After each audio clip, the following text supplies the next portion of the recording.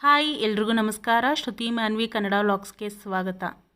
ಎಲ್ಲರೂ ಹೇಗಿದ್ದೀರಾ? ಎಲ್ಲರೂ ಚೆನ್ನಾಗಿದ್ದೀರಾ ಅಂತ ಭಾವಿಸ್ತಾ ಇವತ್ತಿನ ಕುಕ್ಕಿಂಗ್ ರೆಸಿಪಿನಲ್ಲಿ ನಾನು ಹೆಸರುಬೇಳೆ ಮತ್ತು ಶಾವಿಗೆ ಪಾಯಸ ರೆಸಿಪಿನ ಶೇರ್ ಮಾಡ್ತಾ ಇದ್ದೀನಿ. ಇನ್ನೇನು ಹಬ್ಬಗಳೆಲ್ಲ ಶುರುವಾಗಿದೆ. ಆಲ್ಮೋಸ್ಟು ವರಮಹಾಲಕ್ಷ್ಮಿ ಹಬ್ಬ ಎಲ್ಲ ಆಗಿದೆ. ಅದರಿಂದ ಇನ್ನು ನೆಕ್ಸ್ಟ್ ಬರೋ ಹಬ್ಬಗಳಿಗೆ ಈ ರೀತಿ ಪಾಯಸನ ಒಮ್ಮೆ ಟ್ರೈ ಮಾಡಿ, ತುಂಬ ಚೆನ್ನಾಗಿರುತ್ತೆ. ಇವಾಗ ಈ ಪಾಯಸ ಮಾಡೋ ವಿಧಾನ ನೋಡೋಣ ಬನ್ನಿ. ಮೊದಲಿಗೆ ನಾನಿಲ್ಲಿ ಗ್ಯಾಸ್ ಮೇಲೆ ಒಂದು ಬಾಣಲೆ ಇಟ್ಬಿಟ್ಟು ಅದನ್ನು ಚೆನ್ನಾಗಿ ಕಾಯಿಸ್ಬಿಟ್ಟು ಇವಾಗ ಅದಕ್ಕೆ 3/4 ಕಪ್ಪಷ್ಟು ಹೆಸರುಬೇಳೆನ ನಾನಿಲ್ಲಿ ಹುರ್ಕೊಳ್ತಾ ಇದ್ದೀನಿ. ನಾನಿಲ್ಲಿ ಸ್ವಲ್ಪ ಸಿಮ್ಮಲ್ಲೇ ಇಟ್ಕೊಂಡು ಹುರ್ಕೊಳ್ತಾ ಇದ್ದೀನಿ. ಒಂದು 15 ನಿಮಿಷನಾದರೂ ಇದನ್ನು ಸ್ವಲ್ಪ ಚೆನ್ನಾಗಿ ಕೆಂಪುಗಾಗೋ ಥರ ಹುರ್ಕೊಳ್ಳಿ. ನಾನಿಲ್ಲಿ ಮಾಡ್ತಾ ಇರೋದು ಒಂದು 7-8 ಜನಕ್ಕಾಗೋಷ್ಟು ಪಾಯಸನ ಮಾಡ್ತಾಯಿದ್ದೀನಿ. ಅದರಿಂದ ನಾನಿಲ್ಲಿ ಹೆಸರುಬೇಳೆನ ಜಾಸ್ತಿ ಹಾಕ್ಕೊಂಡಿದ್ದೀನಿ. ನೀವು ಕಡಿಮೆ ಜನಕ್ಕಾದರೆ ಸ್ವಲ್ಪ ಕಡಿಮೆನೇ ಹಾಕ್ಕೊಂಡು ಮಾಡ್ಕೊಳ್ಳಿ. ಚೆನ್ನಾಗಿ ಇದನ್ನು ಕೆಂಪುಗಾಗೋ ಥರ ಹುರ್ಕೊಂಡು ಇವಾಗ ಅದನ್ನು ಚೆನ್ನಾಗಿ ಒಂದೆರಡು ಸಲ ಚೆನ್ನಾಗಿ ತೊಳ್ಕೊಳ್ತಾ ಇದ್ದೀನಿ. ಒಂದೆರಡು ಸಲ ಚೆನ್ನಾಗಿ ತೊಳೆದ್ಬಿಟ್ಟು ಇದನ್ನು ಪಕ್ಕದಲ್ಲಿ ಇಟ್ಕೊಳ್ಳಿ. ಈಗ ಮತ್ತೆ ಸ್ಟವ್ ಹಚ್ಕೊಂಡು ಒಂದು 5 ಲೀಟ್ರ್ ಕುಕ್ಕರ್ನ ನಾನಿಲ್ಲಿ ಇಟ್ಕೊಂಡಿದ್ದೀನಿ. ಐ ಫ್ಲೇಮಲ್ಲೇ ನಾನು ಸ್ಟವ್ ಹಚ್ಚಿ ಕುಕ್ಕರ್ನ ಇಟ್ಕೊಂಡಿರೋದು. ಹಾಗೆ ಇಲ್ಲಿ ನಾನು 1.5 ಗ್ಲಾಸಷ್ಟು ನೀರನ್ನ ಸೇರಿಸ್ಕೊಳ್ತಾ ಇದ್ದೀನಿ. ಗ್ಲಾಸ್ ನೀವು ನೋಡ್ತಾ ಇರ್ಬೋದು. ನೀರು ಕುಡಿಯೋ ಗ್ಲಾಸಲ್ಲಿ ನಾನು 1.5 ಗ್ಲಾಸಷ್ಟು ನೀರನ್ನ ಸೇರಿಸ್ಕೊಂಡು ಆವಾಗಲೇ ಹೆಸರುಬೇಳೆ ಏನು ತೊಳೆದಿಟ್ಕೊಂಡಿದೆ ಅದನ್ನು ಇವಾಗ ನಾನು ಈ ಕುಕ್ಕರ್ ಒಳಗಡೆ ಸೇರಿಸ್ಕೊಳ್ತಾ ಇದ್ದೀನಿ. ಇದನ್ನು ಫುಲ್ ಎಲ್ಲ ಸೇರಿಸ್ಬಿಟ್ಟು ಇವಾಗ ಕುಕ್ಕರ್ ಲಿಡ್ನ ಕ್ಲೋಸ್ ಮಾಡಿ ಒಂದು 2 ವಿಷಲ್ ಚೆನ್ನಾಗಿ ಕೂಗಿಸ್ಕೊಳ್ಳಿ. ಅದಾದಮೇಲೆ ನೋಡ್ತಾ ಇರ್ಬೋದು ಕುಕ್ಕರ್ ಲಿಡ್ ಓಪನ್ ಮಾಡಿದ್ದೀನಿ.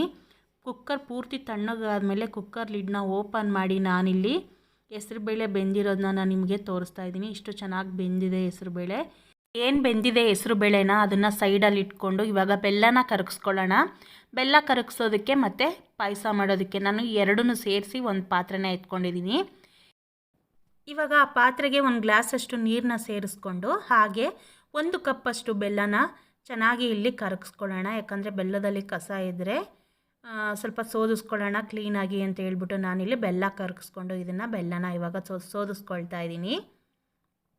ಅದಾದಮೇಲೆ ಮತ್ತೆ ಸ್ಟವ್ ಹಚ್ಬಿಟ್ಟು ಮತ್ತೆ ಬೆಲ್ಲ ಕರಗಿರೋ ಬೆಲ್ಲನ ಮತ್ತೆ ಅದೇ ಪಾತ್ರೆಗೆ ಹುಯ್ದುಬಿಟ್ಟು ಹೆಸರುಬೇಳೆ ಏನು ಬೇಯಿಸ್ಕೊಂಡಿದ್ದೆ ಅದನ್ನು ಇವಾಗ ಇದ್ರ ಜೊತೆಗೆ ಸೇರಿಸ್ಕೊಳ್ತಾ ಇದ್ದೀನಿ.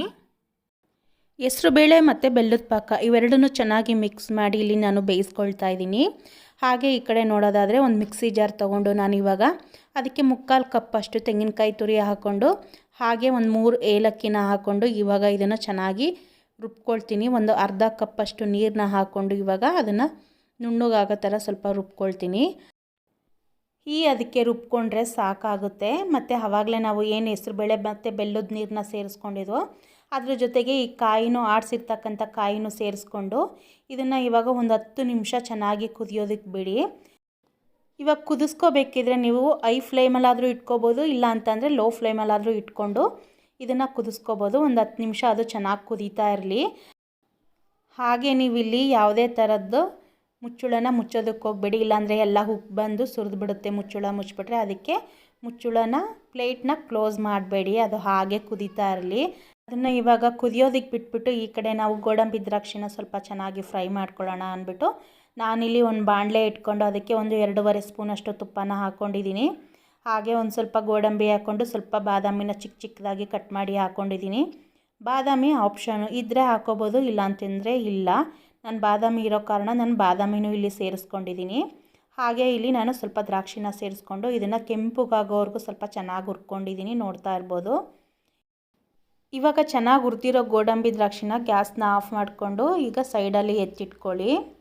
ಹಾಗೆ ಈ ಕಡೆ ನೋಡೋದಾದರೆ ಪಾಯಸ ಚೆನ್ನಾಗಿ ಕುದಿ ಬರ್ತಾ ಇದೆ. ಇವಾಗ ಕುದಿ ಬರ್ತಾ ಇರೋ ಪಾಯಸಕ್ಕೆ ನಾನಿವಾಗ MTR ಹುರಿದಿರೋ ಶಾವಿಗೆನ ನಾನಿಲ್ಲಿ 1.5 ಕಪ್ಪಷ್ಟು ಸೇರಿಸ್ಕೊಂಡಿದ್ದೀನಿ. ಅದು ವಿಡಿಯೋ ಪಾಸ್ ಆಗಿಬಿಟ್ಟಿತ್ತು, ಅದಕ್ಕೆ ವಿಡಿಯೋ ಮಾಡೋದಕ್ಕಾಗಿಲ್ಲ. ಅದರಿಂದ ನಾನು ಏನು ತೋರಿಸಿದೆ ಯೆಲ್ಲೋ ಕಲರ್ ಕಪ್ಪಲ್ಲಿ 1.5 ಕಪ್ಪಷ್ಟು ಶಾವಿಗೆನ ಹಾಕ್ಕೊಂಡು ಒಂದು 5 ನಿಮಿಷ ಚೆನ್ನಾಗಿ ಕುದಿಸ್ಬಿಟ್ಟು ಗ್ಯಾಸ್ನ ಆಫ್ ಮಾಡ್ಕೊಳ್ಳಿ. ಯಾಕಂತಂದರೆ ಶಾವಿಗೆ ಫುಲ್ಲು ಬೆಂದೋಗ್ಬಿಡುತ್ತೆ. ಅದರಿಂದ ನಾನಿಲ್ಲಿ ಒಂದು 5 ನಿಮಿಷ ಚೆನ್ನಾಗಿ ಬೇಯಿಸ್ಕೊಂಡು ಗ್ಯಾಸ್ನ ಆಫ್ ಮಾಡ್ಕೊಂಡಿದ್ದೀನಿ.